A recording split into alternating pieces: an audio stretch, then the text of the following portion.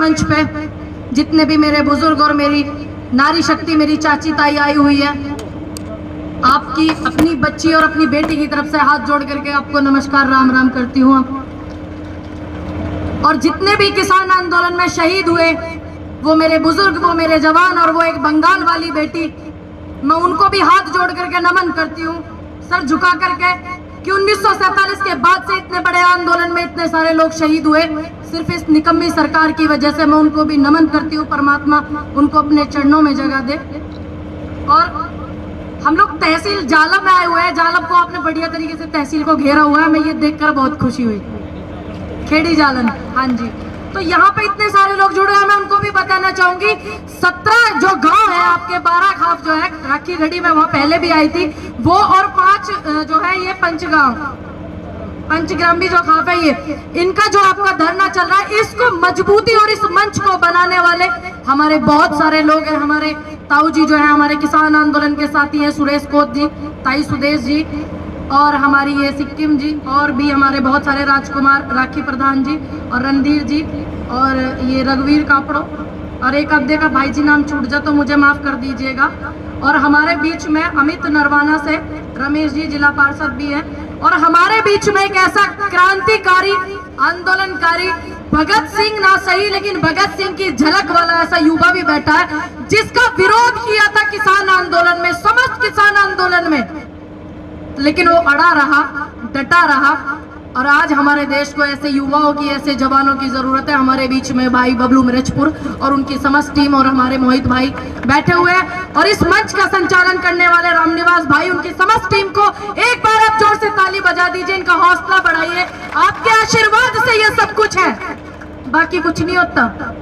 देखिए, जब तक बुजुर्गों का आशीर्वाद होता है, पल्ले पिटारे में इन जवानों के, इन सबके, तभी तक कुछ होता है।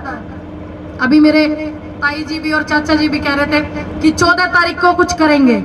बिल्कुल कुछ करिएगा। और अभी एप्लीकेशन आप अभी दे दीजिएगा, ये जो गुम हो गए ना ब्रजिंदर सांसद, उनको दे दीजिएगा, क्योंकि ये सरकार जो है ऐसे नहीं मानने वाली है। और मैं आप लोगों से इस मंच के माध्यम से एक बात और कहना चाहूंगी, आपने देखा था कि किसान आंदोलन का माहौल क्या था। किसान आंदोलन में कितने जवानों की शहादतें हुई, कितने किसानों की शहादतें हुई। और हमारी एक वो बेटी जो बंगाल से सपोर्ट करने के लिए आई थी, अब ऐसे नहीं होने देना। बहुत जरूरी है अपने बीच ये लोगों को पहचानने के लिए। आप अपनी लड़ाई खुद लड़ेंगे। आप सोचते हैं कि आप किसी को नेता बना दे। हरियाणा में आपने पहले भी एक व्यक्ति को नेता बनाया था, कितने लोगों पे, वो दलजीत सिंह भाई है, उनके लिए ट्रेंड भी चलवाया हमने। हरियाणा की जाट आंदोलन जब हुआ था तब, तो आज भी उन पे मुकदमे हैं। वो सिर्फ एक ऐसे नेता की कमी की वजह से वो अंदर है, और ऐसे कितने लोग अंदर है, और इस किसान आंदोलन में भी अंदर है, कि हमने जिनको नेता मान लिया और जिन पे हमने विश्वास कर लिया, उन्होंने ही हमारी हमेशा से कब्र खो दी है। इस बात का वो जाट आंदोलन बता सकता है, और इस बात का वो लखीमपुर कांड भी बता सकता है जो उत्तर प्रदेश में हुआ था। कहाँ गई सारी कमेटी? हम इस धरने पे बैठे हैं, पूरा हरियाणा का ये धरना है, पूरे देश के तमाम किसानों का। तो आप किसी और से उम्मीद मत करना, आप अपने लोगों से उम्मीद करना, और अपने किसान भाईचारे से उम्मीद करना, और किसी से मत करना। अगर उम्मीद करने वाले नेता होते, देखिए मैं खुला बोलती हूँ, किसी को बुरे लगे, किसी को मेरे शब्द चुभ जाए तो मुझे माफ कर दीजिएगा। हार पहनने वाले बड़े बड़े नेता आए थे देश के आंदोलन में, लेकिन वो कमेटी जो बनी, उस कमेटी का क्या हुआ, एमएसपी पे क्या हुआ? कुछ है तो नहीं, कुछ है दूर दूर तक अभी नहीं दिख रहा। क्यों नहीं दिख रहा? आप समझ लीजिए, उत्तर प्रदेश एक वो राज्य है, आप कह सकते हो कि उत्तर प्रदेश एक वो रास्ता है, धड़कन से होकर के दिल्ली सरकार को बनाने वाला उत्तर प्रदेश है। उत्तर प्रदेश में से बॉर्डरों पे से धरने का हटना, आप मेरे बुजुर्ग हैं, हो सकता है मैं बच्ची हूं, मुझे कम समझ हो, आप ही मुझे बताइएगा, क्या उत्तर प्रदेश का चुनाव से पहले से धरना हटना चाहिए था कि नहीं? हाथ ऊपर करके बताइए। अगर आप हाथ ऊपर करेंगे तो मैं समझ जाऊंगी कि नहीं हटना चाहिए था। उस धरने का हटना, लखीमपुर कांड पर कुछ ना होना, उस व्यक्ति का इस्तीफा ना होना, ये एक अपने आप में बहुत बड़ी बात है। अगर मैं कहूं कि हाँ मुझे आपने इतना आशीर्वाद दिया, प्यार दिया, मैं आपके बीच में थी, हूं और रहूंगी, 2, 4, 10, 5 दिन, 2, 4 महीने अगर मेरी जरूरत पड़े तो यहीं रुक जाऊंगी, ऐसी कोई बात नहीं है। आपकी अपनी बेटी हूं, आपने बहुत प्यार दिया। लेकिन इतने बड़े बड़े उन तमाम नेताओं को मैं बोलूंगी पंचायत नहीं की चुनाव के दौरान, तो क्या कहेंगे आप ऐसे नेताओं को? क्या आप समझते हैं कि वो आपकी आवाज उठाएंगे? मैं उन तमाम नेताओं को बोलूंगी जो उत्तर प्रदेश से हरियाणा, पंजाब, राजस्थान, मध्य प्रदेश में गए हार पहन पहन करके, तो क्या आपको लगता है वो आपकी आवाज उठाएंगे? नहीं लगता। तो आपकी आवाज कौन उठाएगा? आप खुद उठाएंगे, आपके अपने बच्चे उठाएंगे, और वो उठाएंगे जो जमीन के लोग हैं और जो जमीन में धंसे हुए हैं और नीचे से निकल करके आते हैं बहुत आपके आशीर्वाद से और सहयोग से, वो आपकी आवाज उठाएंगे। वरना ऐसे बड़े बड़े नेता कौन आवाज उठाएगा? कोई नहीं उठाएगा। ऐसे हो सकता है कि जहां पे 1000 आदमी बैठ जाए, केंद्र सरकार हिल जाती थी, ऐसे ऐसे सिस्टम कांपने लगते थे, और आज इतने हजारों किसान बैठे हुए, आपने देखा चीजें अनकंप्लीट हुई, अधूरी, आधा अधूरा कह सकते हैं। और आप भी यहाँ बैठे हुए हैं, पहले 100 आदमी सरकार के खिलाफ राज्य में हो जाते थे तो सरकारें गिर जाती थी, लेकिन ये क्यों? क्योंकि हमारे ही बीच के कुछ लोग घाघ बन करके उनको सपोर्ट कर रहे हैं। ये आप ध्यान रख लीजिएगा। आप ऐसे लोगों को मत अपनी अगुवाई करने दीजिएगा। अगुवाई करने का नतीजा ये होता है जो दलदीस सिहाग का हुआ, जो मुकदमे कर करके इतने जवान युवाओं पे मुकदमे हो गए, और 1000 रुपए 1500 रुपए अपने बच्चों की बेल कराने के लिए, और वो फोटोकॉपी करावे ना वकील जावे, वो कराने तक के लिए पैसे नहीं है। कितने लोगों के फोन आते हैं, हमारे बच्चों पे मुकदमे हो रहे हैं, तारीख है, 1500 चाहिए, 1000 चाहिए, 2000 चाहिए। तो आप सोचिए, जब वो उनके साथ नहीं, अपने यहाँ के लोगों के साथ नहीं, खींचने के सिवा उनका कोई काम नहीं, तो वो आपके लिए कुछ नहीं करेंगे। बाकी हाँ, कुछ लोग ऐसे हैं जो आपके साथ हैं। हरियाणा ने मुझे बहुत प्यार और सम्मान दिया, और ये उस सम्मान का और आपके आशीर्वाद का वो है कि ये खिंचाव मुझे हमेशा यहाँ लाता रहेगा, आने वाले समय में भी। इसके बदले में मुझे सिर्फ आपका आशीर्वाद चाहिए, और देश के किसी भी कोने में अगर किसानों की आवाज बुलंद होगी या किसानों के साथ कोई तकलीफ होगी, इस आवाज को मुझे उठाने से कोई संगठन या कोई यूनियन या कोई एक नेता या कोई 1000 नेता भी मुझे नहीं रोक सकता आप लोगों का साथ देने के लिए, चाहे कितनी भी दूर हो। मेरा अनुरोध है, एक तो मुकदमा जरूर कर दिएगा। देखिए, सांसद है, जनता के प्रतिनिधि हैं भाई, सरकार को उनकी फिक्र हो कि नहीं हो, आप लोगों को तो हो रही है ना कि एक व्यक्ति है वो गायब हो गया, दिख नहीं रहा दूरबीन से भी, तो आपको फिक्र। देखिए, आपका दिल देखिए, ये किसानों का दिल है, बड़ा दरिया दिल है कि फिक्र कर रहे हैं आप ऐसे सांसद की। जरूर गुमशुदगी की रिपोर्ट कराइएगा, और हमारे सुरेश कोथ बाबा जी जो है उनके द्वारा उसकी लोडिंग का इनाम भी दिया जाएगा 101 रुपये।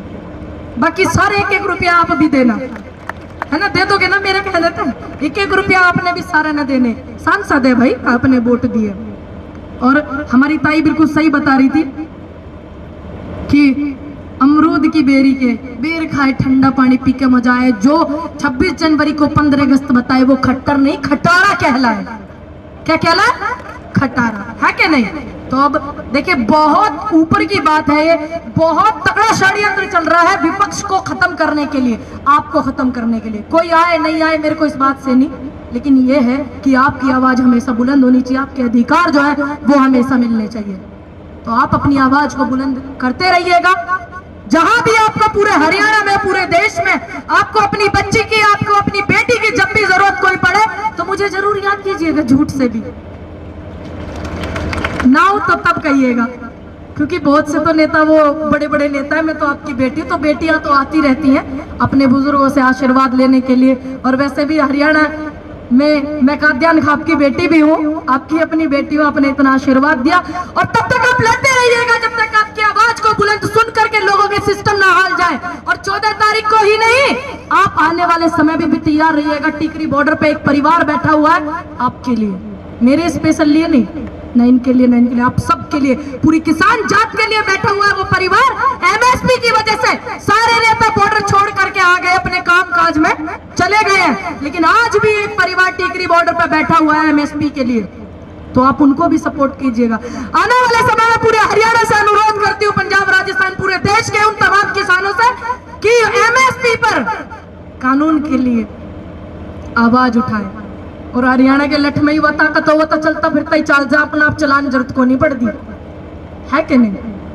चलता फिरता अपना आप चल जा हरियाणा का लठ, तो आप अपनी आवाज बुलंद करोगे तो लठ अपना आप चल जाओगा, है कि नहीं? तो आप सभी से अनुरोध है कि आप एमएसपी के लिए भी आवाज उठावें, क्योंकि वो बहुत जरूरी है। जो हमारे यहाँ पे उत्तर प्रदेश में 2-2 किलो चावल, 5-5 किलो गेहूं दे करके जो ये कर रहे हैं, कहीं ऐसा ना हो जैसे पड़ोसी देश में श्रीलंका में कितनी फ्री देने के चक्कर में भूखमरी आ गई है।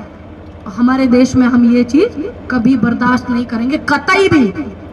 करेंगे क्या ताऊ जी?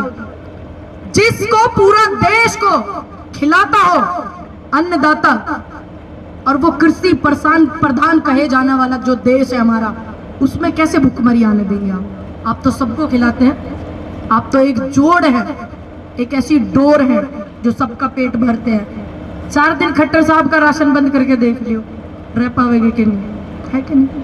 तो मेरा अनुरोध है आप सभी से कि आप ऐसे परिवार को भी सपोर्ट करना। और ये धरना सिर्फ 17 गांव का ही नहीं है, ये तमाम किसानों का है जो इस धरने में नहीं आते गांव। मेरा उनसे भी अनुरोध है कि वो यहाँ पर पहुंच करके सपोर्ट करें, हरियाणा के इस आंदोलन की आवाज बने, किसान की आवाज बने। बहुत जरूरी है, क्योंकि आने वाले समय में फिर वही नजारा होने वाला है जैसे अभी हुआ था किसान आंदोलन वाला।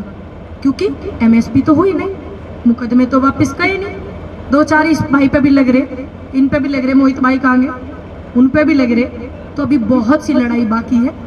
अभी तो हम वही हैं जहाँ खड़े थे, जो उन्होंने हमें दिया था सिर्फ वो वापस लिया है। अभी अपनी तरफ से हमें कुछ नहीं दिया है, और वो भी आधा अधूरा वापस लिया है। क्योंकि जितने बॉर्डर पर लोग गए थे वो मुकदमे लेकर के नहीं गए थे, और जिनके परिवार के वो सदस्य जो बॉर्डर से वापस नहीं आए, देश के प्रधानमंत्री कहते हैं कि धन्यवाद बोलना और मैं वापस जा रहा हूँ, वो तो वापस ही नहीं आए जो हमारे अपने बुजुर्ग हमारे साथ किसान आंदोलन में गए थे। तो अभी लड़ाई आधी अधूरी है। इस लड़ाई को पूरी करने के बाद में फिर एक लड़ाई देश के किसानों के लिए है। तो आप सभी से अनुरोध करती हूँ कि एमएसपी के लिए भी आवाज उठाइए, और उन तमाम युवाओं के लिए आवाज उठाइए जो आपके आशीर्वाद से आंदोलन में खड़े रहे थे, आज उन पे इतने मुकदमे हैं। तो मेरा अनुरोध है आप अपना आशीर्वाद और प्यार मुझे ऐसे देते रहिएगा। जय जवान, जय जवान, इस नारे को बुलंद रखना। सारी ताकत इसी में और किसी में नहीं है। अच्छी अच्छी सरकारें इस नारे से हारती हैं, डरती हैं। बस इस नारे को बुलंद रखिएगा, और बुजुर्गों के आशीर्वाद से आप लोग, मेरे नौजवान साथियों से, युवाओं से मेरा अनुरोध है कि आंदोलन जो है वो भगदड़ से नहीं जीते जाते, वो बड़ी सभ्यता और शांति से जीते जाते हैं। वो शांति ये आपके बुजुर्ग आपके सिर पर हाथ रख करके देंगे, आशीर्वाद रख करके। इनकी नियति से आप लोगों को चलना है, वरना आप समझते हैं कितने जवान लड़कों को ये नौकरी के लायक नहीं छोड़ेंगे। तो आप लोगों से अनुरोध है, आशीर्वाद दीजिए मुझे। किसी को मेरे शब्द बुरे लगे हो तो माफ कीजिए, कोई बात नहीं। जय हिंद, जय भारत।